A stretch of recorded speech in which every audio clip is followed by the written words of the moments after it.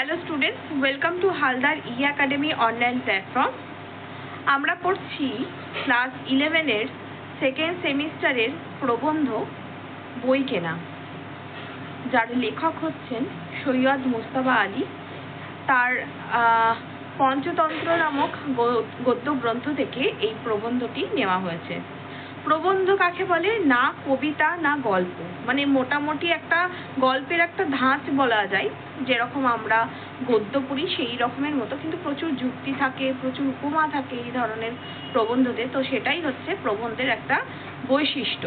তো আজকে আমরা যেটা পড়বো বই কেনা, নামটা শুনেই তোমরা বুঝতে পারছো বই কেনা অর্থাৎ বইকে যখন আমরা কিনতে যাই বা কেনার যখন উদ্গ্রীব হই আমরা, তখন আমাদের মধ্যে একটা আলসেমি আসে। মানে যখন আমরা বইয়ের ব্যাপারে, বিশেষ করে বাঙালি সমাজ কি বইয়ের ব্যাপারে খুব জ্ঞান লাভ অর্জনের ক্ষেত্রে কিন্তু তারা সব সময় এগিয়ে থাকে, মানে জ্ঞান লাভ চাই, কিন্তু তার জন্য জ্ঞান লাভের জন্য যে বই কিনতে হবে, যখনই শোনে বই কেনার কথা তখনই কিন্তু একটা আলসেমি আসে যে বই কিনবো, বইয়ের তো অনেক দাম, বইয়ের এত দাম দিয়ে টাকা পয়সা খরচ করে কি করে বই কেনা, সেটা তো সাধ্যের মধ্যে পড়ে না। মানে বইয়ের ক্ষেত্রেই একটা ল্যাথার্জি কিন্তু কাজ করে। কিন্তু এই বই যে একটা মানুষকে সংযম শেখায়, মনন শেখায়, আমাদের যে জীবন সেখানে বর্তমান, অতীত, ভবিষ্যৎ এই তিনটেকেই বিশ্লেষণ করতে শেখায়। অতীতকে বিশ্লেষণ করে এবং বর্তমানকে, ভবিষ্যৎকে দেখতে সাহায্য করে এবং বর্তমানকে সঙ্গে নিয়ে চলতে সাহায্য করে। তো এই বই পড়লে কি হয়, আমাদের ভেতরের যে সংযম ভাব, যে মনন ভাব, সেটা কিন্তু আরো বৃদ্ধি পায়। আমাদের ভেতরের যে ধৈর্য থাকে সেটা বৃদ্ধি পায় এবং আমরা অনেক কিছু কিন্তু বুঝতে পারি, দেখতে পারি, যেটা সাধারণ মানুষের পক্ষে একটু হলেও এড়িয়ে চলে। সেই জিনিসগুলো বই পড়লে বা জ্ঞান অর্জন করলে আমরা কিন্তু সেটা খুব সহজেই কিন্তু সেটা বুঝতে পারি। কিন্তু বই কি হয়, মানে যখনই বই কেনার প্রসঙ্গ আসে তো তখনই কিন্তু মানুষ বেঁকে বসে যে না, বই কিনতে গেলেই মানুষের একটা আলসেমি আসে। কেউ মানে বইটা কেনে হচ্ছে পড়ার জন্য, কেউ আবার সেটাকে বাড়িতে সাজিয়ে রাখার জন্য, মানে কালেকশন করার জন্য, সংগ্রহ করার জন্য বই কেনে। মানে বইটা কিছু কিছু সময় অ্যাজ এ তোমার সাজানোর জিনিসের মতো করে পরিবেশিত হয়। তো আমরা দেখতে পাচ্ছি যে বই যে কেনা, এই বই কেনাটার উপরেই ভিত্তি করে লেখক কিন্তু এখানে উপমা দিয়ে আমাদেরকে বুঝিয়ে দিয়েছেন যে বই কেনাটা আমাদের পক্ষে কতটা প্রাসঙ্গিক, মানে বইটা আমাদের কতটা দরকারি একটা জিনিস, যেটা আমরা এখনকার বর্তমান জীবনে কিন্তু আস্তে আস্তে বই থেকে আমরা বেরিয়ে যাচ্ছি। বই কেনা বা বইয়ের যে কোনো জিনিস থেকেই আমাদের, মানে সেই টাইমে আমরা অন্য কিছু করব বা অন্য সোশ্যাল মিডিয়া করব বা অন্য জিনিস যেগুলো আমাদেরকে খুব মজা দেয়, খুব আনন্দদায়ক হয়, কিন্তু বই পড়লে যে আমাদের সদ্গুণের উদ্ভব হয়, সেই সদ্গুণগুলো আমরা কিন্তু এখন আর চাইছি না। মানে বই এর ক্ষেত্রে আমাদের একটা ল্যাথার্জি চলে এসেছে, বিশেষ করে তো এখন। তো আমাদের এই গল্পটা আজকের যুগে দাঁড়িয়ে কিন্তু ভীষণভাবে একটা প্রাসঙ্গিক একটা প্রবন্ধ, যেটা আমাদের জীবন এবং আমাদেরকে একটা শিক্ষণীয় বিষয় কিন্তু লেখক এখানে দিয়ে যাবেন। তো চলো আমাদের আজকে যে ক্লাস সেটা তাহলে শুরু করা যাক। তো প্রথমেই আমি তোমাদেরকে বলবো প্রবন্ধ কাকে বলে। যেহেতু এটা একটা প্রবন্ধ, তো প্রবন্ধের যে বিষয়টা তোমাদের কাছে স্পষ্ট হওয়া দরকার। তো দেখো, কল্পনা শক্তি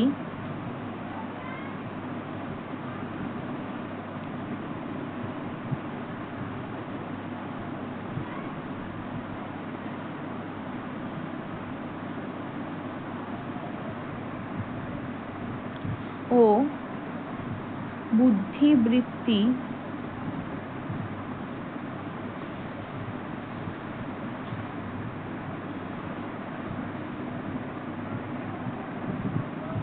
কাজে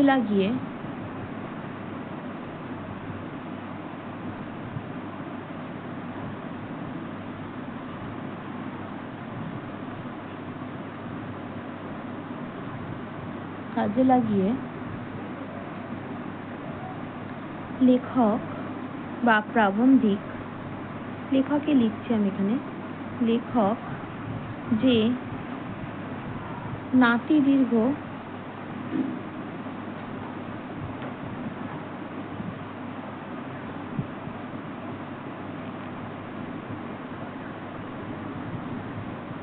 সাহিত্যরূপ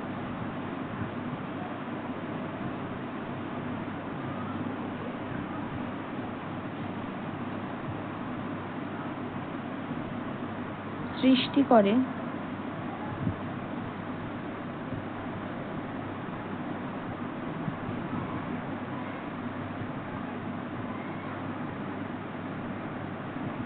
তাকে প্রবন্ধ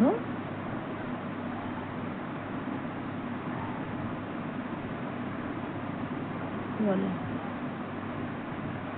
হয়েছে। কল্পনা শক্তি ও বুদ্ধিবৃত্তিকে কাজে লাগিয়ে লেখক যে নাতিদীর্ঘ সাহিত্যরূপ সৃষ্টি করেন তাকে কিন্তু প্রবন্ধ বলে। তো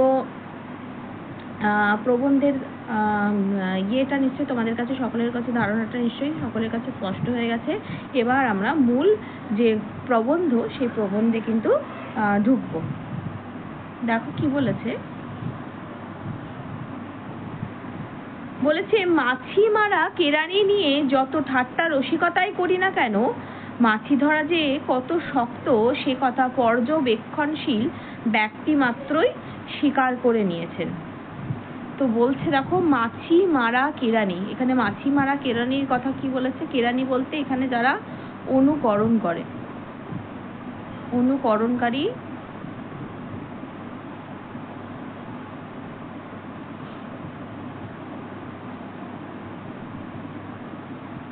ব্যক্তির কথা কিন্তু এখানে বোঝানো হয়েছে। অনুকরণকারী ব্যক্তির কথা কিন্তু এখানে বোঝানো হয়েছে। একটা হয় অনুকরণ, একটা হচ্ছে অনুসরণ। তো এই দুটোর মধ্যে তোমাদেরকে একটু পার্থক্যটা বোঝাই।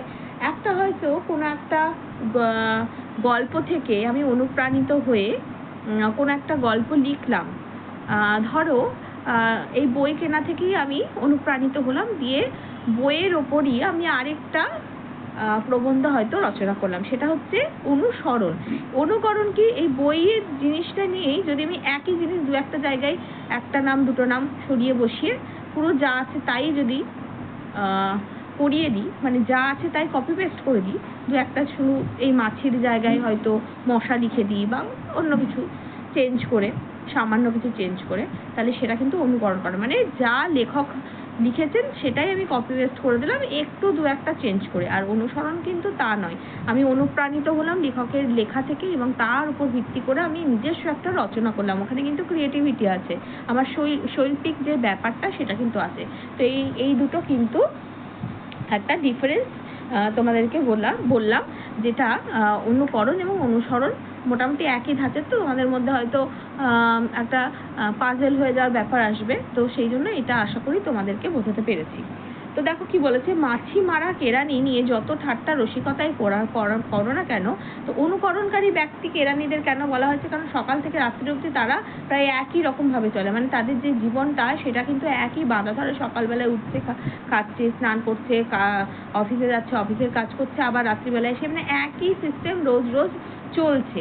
তো এই যে অনুকরণ করা, প্রত্যেক দিনের কাজ, প্রত্যেক দিনের জিনিসকে অনুকরণ করা, সেটাকেই কিন্তু কেরানিরা করে।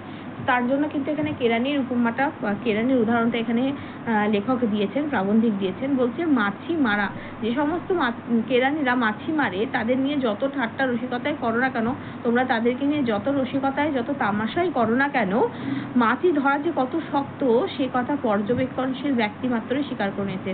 একটা মাছিকে ধরা যে কত শক্ত কাজ সেটা কেবলমাত্র যারা পর্যবেক্ষণ করেছে, তারা খুব দৃষ্টিতে দেখেছে, তারাই কিন্তু বুঝতে পারবে। তো আমরা যখনই দেখবো মশাকে আমরা খুব সহজেই মারতে পারি, কিন্তু মাছিকে যখনই মারতে যাই মনে হয় না যে মাছির যেন চারিদিকে চোখ রয়েছে, মানে যখনই মাছিকে মারতে যায় তখন কিন্তু ফুরুত করে উঠে যায়।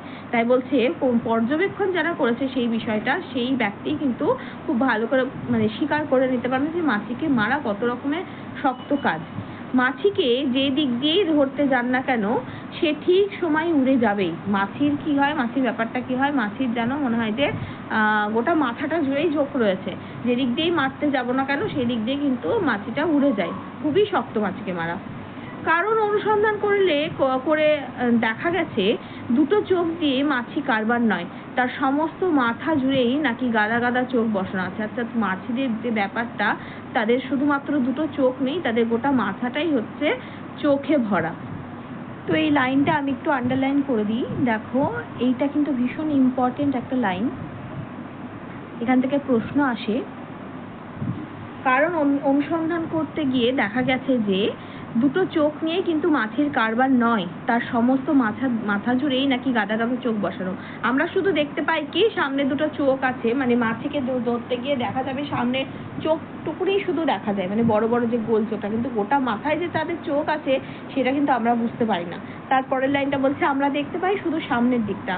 দেখো, আমরা সামনের দিকটা শুধু দেখতে পাই, কিন্তু আসলে কি মাছির মাথায় চতুর্দিকে চক্রাকারে চোখ বসানো আছে বলে সে একই সময়ে সমস্ত পৃথিবীটা দেখতে পাচ্ছে। তাই বলছে যে মাছি, এখান থেকে প্রশ্ন আসে যে মাছিকে ধরাটা এত কথা কঠিন কেন এবং তার কারণ কি সেটা ব্যাখ্যা করো। তখন কিন্তু তোমাদেরকে এটাই বলতে হবে যে মাছিকে আমরা সামনে থেকে দেখতে পাই তার দুটো চোখ, কিন্তু আসলে হচ্ছে তার গোটা মাথাটা জুড়েই কিন্তু চোখ বিরাজমান, মানে চোখ বসানো রয়েছে, যেটা আমরা বুঝতে পারি না। তার জন্য কি হয়, যখনই মাছিকে মারতে যায় সে কিন্তু তার চোখ দিয়ে দেখে নেয় যে এরকম একটা বাধা আছে, সঙ্গে সঙ্গে সেখান থেকে কিন্তু হুড়ুট করে উড়ে যায়।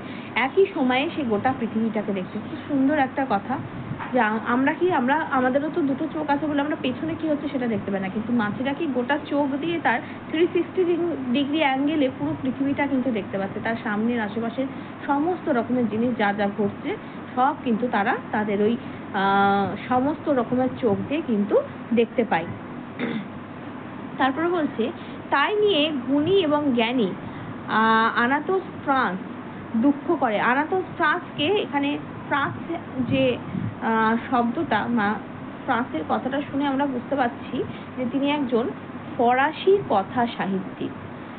গুণীকে যার অনেক গুণ আছে এবং জ্ঞানীকে যার অনেক জ্ঞান আছে, জ্ঞান অর্জন যিনি করেছেন। তো এরকম গুণী এবং জ্ঞানী আনাতোল ফ্রান্স কি করেছে না, তিনি একজন কথা সাহিত্যিক। তিনি কথা সাহিত্যিক কাকে বলে? মূলত যারা কবিতা ছাড়া বাদবাকি সমস্ত কিছু রচনা করে, গদ্য, তারপরে উপন্যাস, তারপরে হচ্ছে প্রবন্ধ, ছোট গল্প, এই সমস্ত কিছু যারা রচনা করে তাদের কিন্তু কথা সাহিত্যিকই বলে। মূলত যারা ঔপন্যাসিক হয় তাদেরকেই আমরা কথা সাহিত্যিক হিসেবে বিশেষভাবে ধরতে পারি, কিন্তু কথা সাহিত্যিক যে শব্দটা সেটা মানে সমস্তটা জুড়েই হয়, মানে লেখালেখি, গল্প, গ্রন্থ, এই সমস্ত, শুধুমাত্র কবিতাটাই সেখানে বাদ থাকে। তো দেখো কি বলেছে, যে বলেছেন, হাই আমার মাথায় চতুর্দিকে যদি চোখ বসানো থাকতো তাহলে আচক্রা বাল বিস্তৃত এই সুন্দরী ধরনী সম্পূর্ণ সৌন্দর্য একসঙ্গেই দেখতে পেত। এখান থেকেও কিন্তু প্রশ্ন আসে যে আনাতোর যে ফ্রান্স তিনি কেন দুঃখ পেয়েছেন। তো তিনি কেন দুঃখ পেয়েছেন না, তিনি ভেবেছেন যদি মাছিদের মতো তারও চারিদিকে চোখ থাকতো তাহলে কিন্তু সেই গোটা পৃথিবীটাকে একসঙ্গে দেখতে পারতো, একই সময়ে সম্পূর্ণ পৃথিবীটার যে সৌন্দর্য সেটা কিন্তু অনুভব করতো। আচক্রবাল এই শব্দটির কথাটির অর্থ হচ্ছে দিগন্ত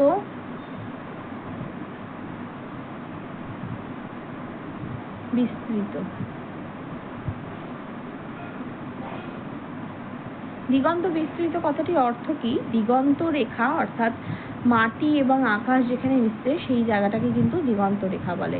তো এই দিগন্ত রেখার সঙ্গে যখন পুরোটা মিশে যাচ্ছে, সেই পুরো বিস্তৃত হয়ে যাচ্ছে দিগন্ত রেখাটা, ঠিক সেই সময় সেই যে জায়গাটা, সেই জায়গাটাকে কিন্তু আচক্রবাল বিস্তৃত বলা হয়েছে। তাই বলছে যে তার একটা শোক, যে আমি যদি আমার মাথার চারদিকটাও যদি চোখ থাকতো তাহলে আমি আচক্রবাল বিস্তৃত এই সুন্দর ধরনী অর্থাৎ হচ্ছে পৃথিবী,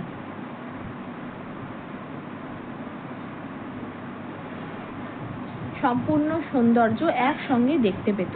তাহলে কি বলছে যে আমার, তাই তার যে একটা দুঃখ, মানে সে বারবারই চেয়েছেন যদি আমার এতগুলো চোখ থাকতো তাহলে পৃথিবীর যে সুন্দরময়ী যে পৃথিবী, তার আশেপাশের পরিবেশ, তার আকাশ, তার যে মানুষের, শিশুর, দেখা গেলো যে আমরা সামনে দিয়ে এগিয়ে যাচ্ছে আর পেছনে একটা রামধনু আছে, তো আমরা তো পেছনের রামধনুটা তো সামনে তাকালে বুঝতে পারবো না, আমাদের কি করতে হবে, তার জন্য পেছনে ঘুরে তাকাতে হবে।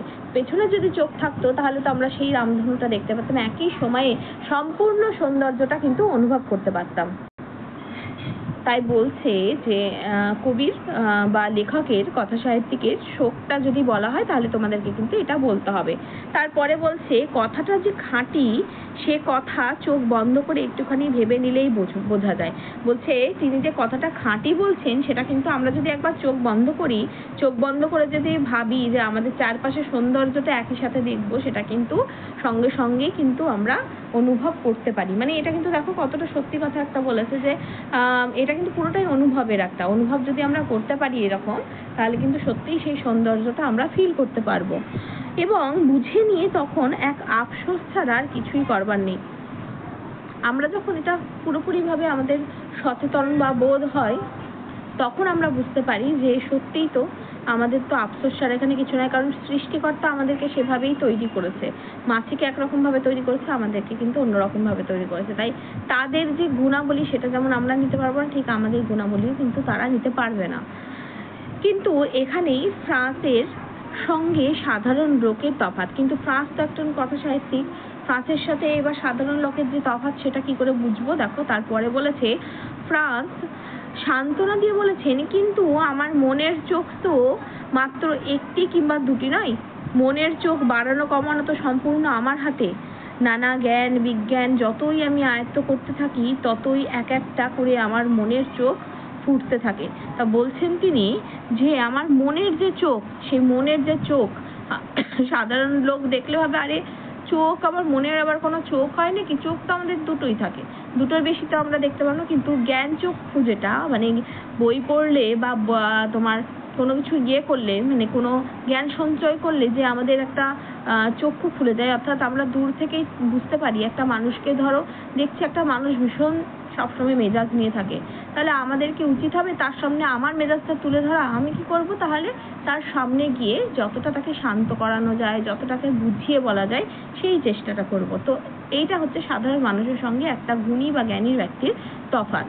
সে কি করে সেটা পর্যবেক্ষণ করে একটা মানুষকে, সেই তার মনের যে চক্ষু সেটা দিয়ে কিন্তু সে দেখে পুরো যে ঘটনাগুলো ঘটছে সামগ্রিক সমস্ত কিছু দেখে এবং বিবেচনা করে, বিশ্লেষণ করে এবং নতুন একটা পদ্ধতি আবিষ্কার করে। সেটাই হচ্ছে একটা জ্ঞানী মানুষের সঙ্গে একটা সাধারণ মানুষের পার্থক্য। তাই বলছে যে কিন্তু আমার মনের চোখ তো মাত্র একটি কিংবা দুটি নয়, মনের চোখ বাড়ানো কমানো তো সম্পূর্ণ আমার হাতে। এই কথাটার মধ্যে যে বলছে চোখ বাড়ানো কমানো মানে হচ্ছে জ্ঞান অর্জন করা। আমি জ্ঞানটা অর্জন করব কতটা, বেশি করব না কম করব না করবই না না আমার চাহিদাটা দিন দিন বাড়ছে, সেটা কিন্তু পুরোটাই আমার হাতে। আমি কিন্তু সেটা অন্যের হাতে, মানে অন্যের হাতে সেটা হয় না, নিজে সেটা ডিসাইড করি বা সিদ্ধান্ত নিই আমি কতটা জ্ঞান অর্জন নিজে করতে সক্ষম। নানা জ্ঞান বিজ্ঞান যতই আমি আয়ত্ত করতে থাকি ততই এক একটা করে আমার মনের চোখ ফুটতে থাকে। তাই বলছে যে জ্ঞান বিজ্ঞান যত বেশি আয়ত্ত করব, যত বেশি জানবো বুঝবো, তত কিন্তু আমরা সমাজ সম্পর্কে আমাদের যে নিজের মধ্যেও কিন্তু আমাদের অনেক পরিবর্তন আসে। আমরা যখন জ্ঞান অর্জন করি আমাদের ভেতরের যে কমতিগুলো, সেই কমতিগুলো আমরা কিন্তু ধীরে ধীরে সেটা কি বলবো সারাইটাই সঠিক শব্দ বলা যায়, মানে আমরা নিজেদেরকে সারিয়ে তুলি সেইভাবে। তো এই জ্ঞান এবং বিজ্ঞান, জ্ঞানের সঙ্গে বিজ্ঞান দুটোই কিন্তু দরকার। শুধুমাত্র জ্ঞান অর্জন করলাম কিন্তু সেটা প্রয়োগ করলাম না, বিজ্ঞানটা তো পুরোটাই হচ্ছে যুক্তি তর্ক এবং প্রয়োগের ওপর।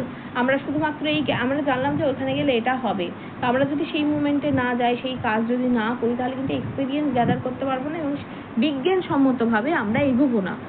শুধুমাত্র অন্ধবিশ্বাস করলে তো সেটা জ্ঞান অর্জন বলা যায় না। কেউ বললো এক চোখ দেখলেই আমার দিনটা খারাপ যাবে, কিন্তু আমি সেটা বিবেচনায় করলাম না, তার কথাটা অন্ধের মতো শুনে সেটাই বিশ্বাস করতে শুরু করলাম, অথচ জানলামই না হয়তো এক চোখ দেখলে আমার দিনটা শুভ যেতে পারে। তো এইটাই হচ্ছে জ্ঞান অর্জনের সাথে মানে জ্ঞান বিজ্ঞানের সঙ্গে জ্ঞান অন্ধবিশ্বাসের হচ্ছে পার্থক্য। তাই জ্ঞান বিজ্ঞান সম্মত হতে হবে, যেটা আমরা যাতে আমাদের মধ্যেকার যে জ্ঞান সেটা বিশ্লেষণ করতে পারি, ভাবতে পারি, মনন করতে পারি। এরপরে দেখো কি বলেছে,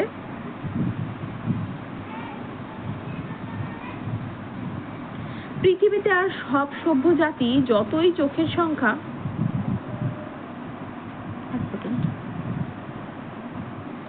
পৃথিবীতে আর সব সভ্য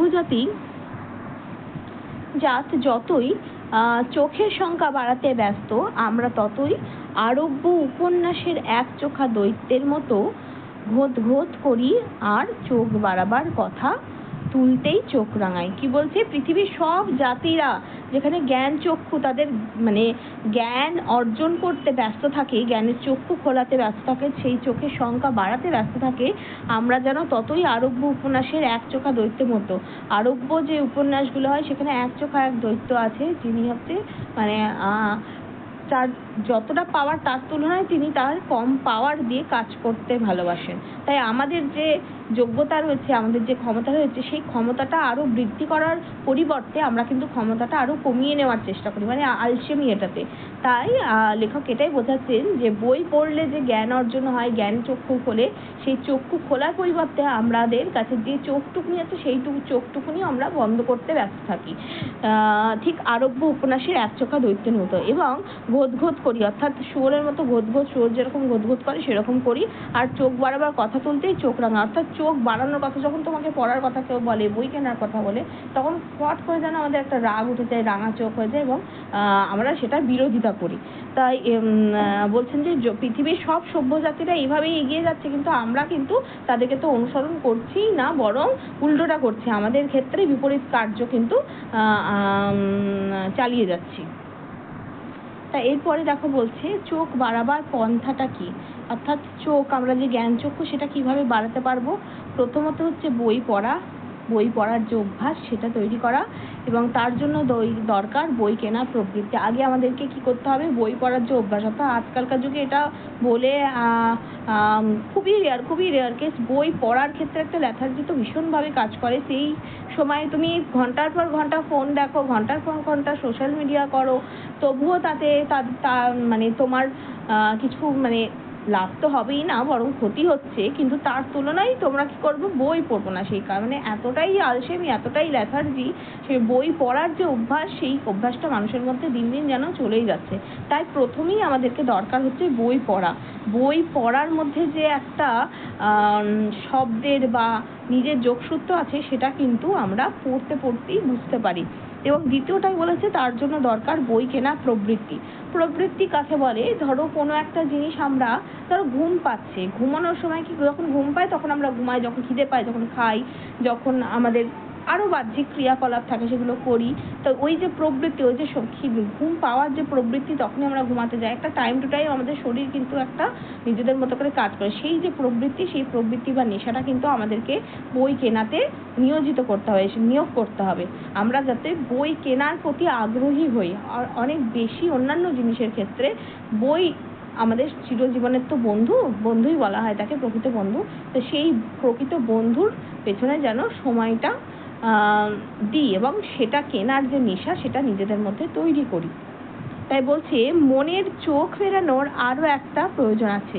মনের চোখ ফেরানোর আরো একটা কি প্রয়োজন আছে? বার্ট্রান্ড রাসেল, তিনি হচ্ছেন একজন ব্রিটিশ দার্শনিক। আমি এখানে লিখে দিলাম।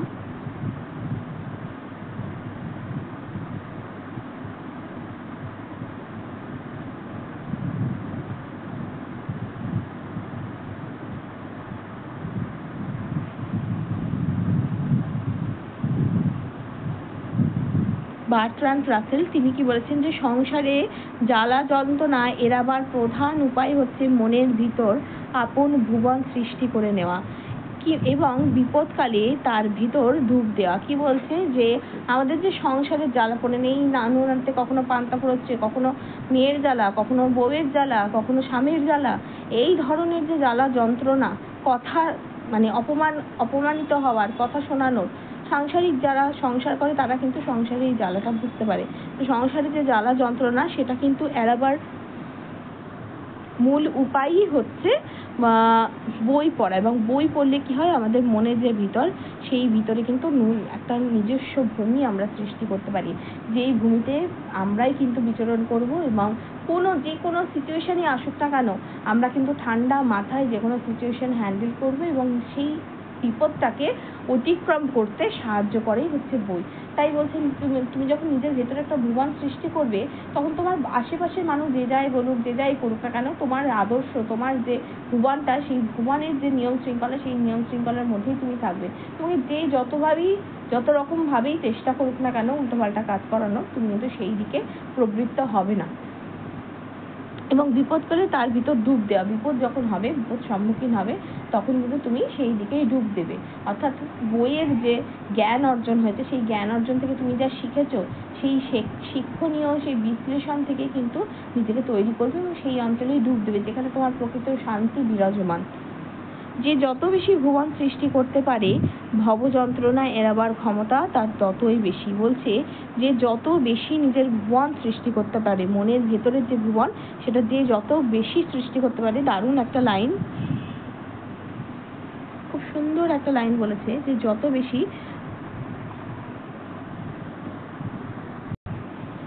ভুবন সৃষ্টি করতে পারে, অর্থাৎ নিজের ভেতরের যে জগৎ, সেই আলাদা একটা জগৎ যে সৃষ্টি করতে পারবে, তার যে ভব যন্ত্রণা অর্থাৎ জীবনের যে যন্ত্রণা, সে কিন্তু ততই নিজের এই যন্ত্রণা থেকে বেরিয়ে আসতে পারে। যে যতই সিচুয়েশনে থাকুক না কেন, যেরকম সিচুয়েশনেই থাকুক না কেন, সে কিন্তু নিজেকে সেখান থেকে ঠিক বের করে নেবে। আমরা রবীন্দ্রনাথের জীবনীটাই যদি দেখতে পাই, রবীন্দ্রনাথের জীবনে কি কম যন্ত্রণা গেছে? একটার পর একটা আত্মীয় স্বজন, কাছের মানুষকে সে চোখের সামনে চলে যেতে দেখেছে, কিন্তু তবুও তার শোক হয়েছে, দুঃখ হয়েছে, কিন্তু নিজেরই জ্বালা যন্ত্রণা থেকে কিন্তু নিজেকেই নিজে অতিক্রম করেছে। তার কারণই হচ্ছে তিনি বইমুখী ছিলেন, বইয়ের প্রতি তার অসম্ভব ভালোবাসা ছিল, অনুরাগ ছিল।